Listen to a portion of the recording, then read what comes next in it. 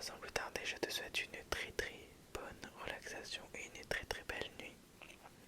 J'espère que tu es installé confortablement. L'histoire que je vais te lire ce soir s'appelle Le village dit sombre. Tu es prêt? Je commence.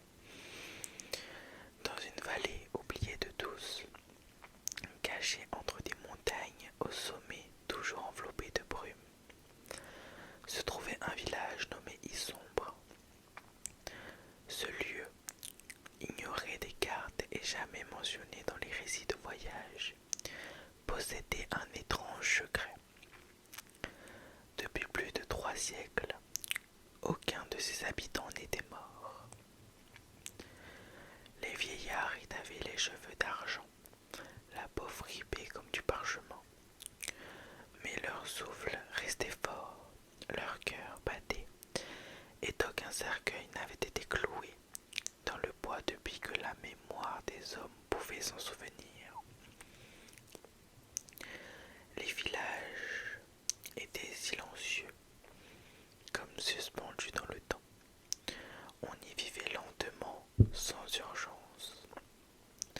Le soleil semblait y briller d'une manière différente, plus douce, presque figée. Personne ne naissait non plus. Les enfants étaient rares et tous avaient été trouvés, déposés devant les portes par une main invisible.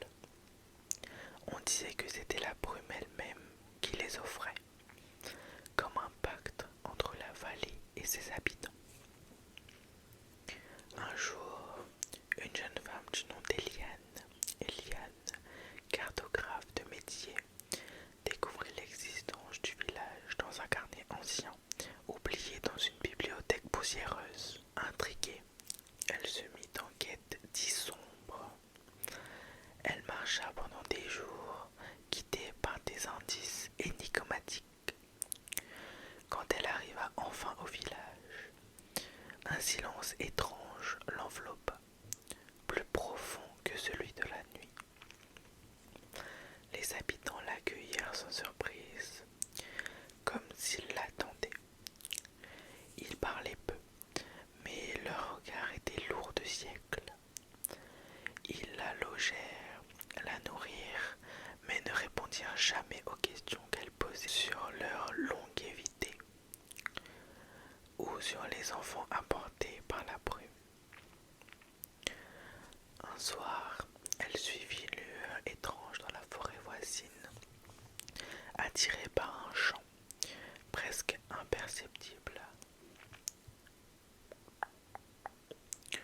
Elle découvrit un cercle de pierres anciennes où dansait une lumière dorée. Une silhouette vaporeuse lui parla dans un souffle. Ici, le temps s'est arrêté. Chacun ici a fait un choix et le prix a été payé. Elle comprit alors que les habitants avaient échangé la mort contre l'oubli du monde, qu'ils vivaient, oui, mais coupés du temps, du changement et de toute mémoire au-delà des montagnes. Eliane fut confrontée à une décision, repartir et oublier Isombre comme si elle ne l'avait jamais trouvé, ou rester et ne jamais mourir. On dit qu'elle ne fut jamais revue, mais parfois, dans la brume des montagnes, des randonneurs égarés entendent un chuchotement doux, presque une berceuse, comme un appel vers un lieu oublié. J'espère que cette histoire t'aura plu. Si c'est le cas, n'hésite pas à liker, commenter, partager, t'abonner